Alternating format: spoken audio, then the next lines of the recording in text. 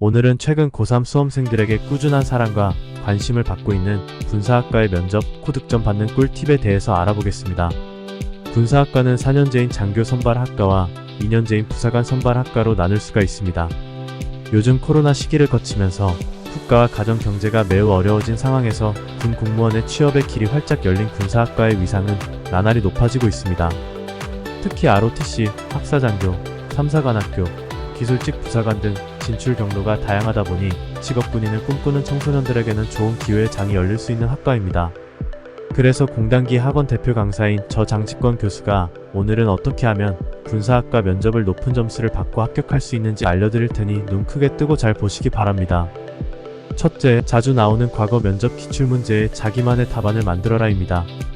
실제 군사학과 면접장에 가보면 수험생 대부분이 그저 인터넷에 떠도는 비슷한 대답을 하여 면접관에게 좋은 점수를 못 받는 경우들이 많습니다.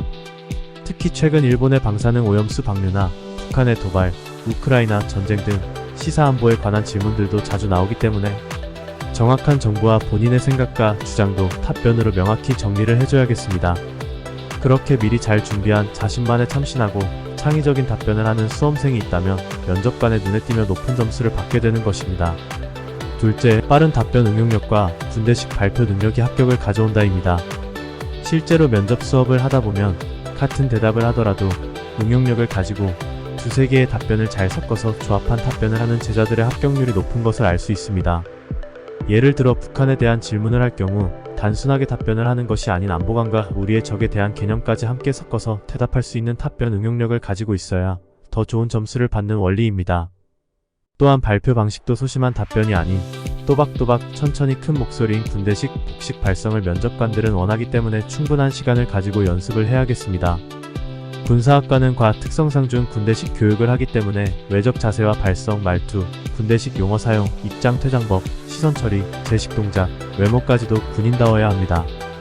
이런 군대식 외적 자세와 언행 그리고 빠른 답변 응용력은 면접을 준비하는 과정에서 충분한 시간을 가지고 전문 지도를 받으신다면 큰 효과 나올 것입니다. 셋째, 자기소개서 작성을 항목에 맞춰서 세부적이고 꼼꼼하게 작성해야 합니다.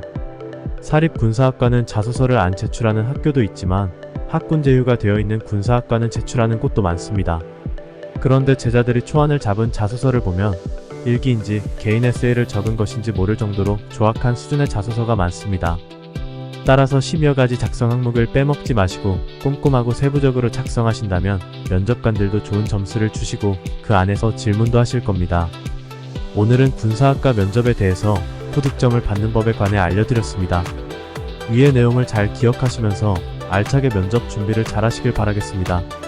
그리고 평소 면접에 울렁증이 있거나 혼자 면접 준비가 어렵고 자기소개서 작성가 되면 면접의 준비가 도저히 혼자서는 안 될 것 같은 어려움을 느끼는 분들은 군 면접 전문가인 저와 1:1 면접 대비 족집게 수업이 가능하며 최근에 실제로 기출된 최신 면접 문제와 50여 개의 모범 답안이 탑재된 짱쌤의 실전 면접 자료를 판매도 하고 있으니 편하게 구입도 가능합니다. 따라서 1:1 수업이나 면접 자료가 필요하신 분들은 위에 있는 제 전화로 편하게 문의를 주시면 친절하게 안내해드리겠습니다.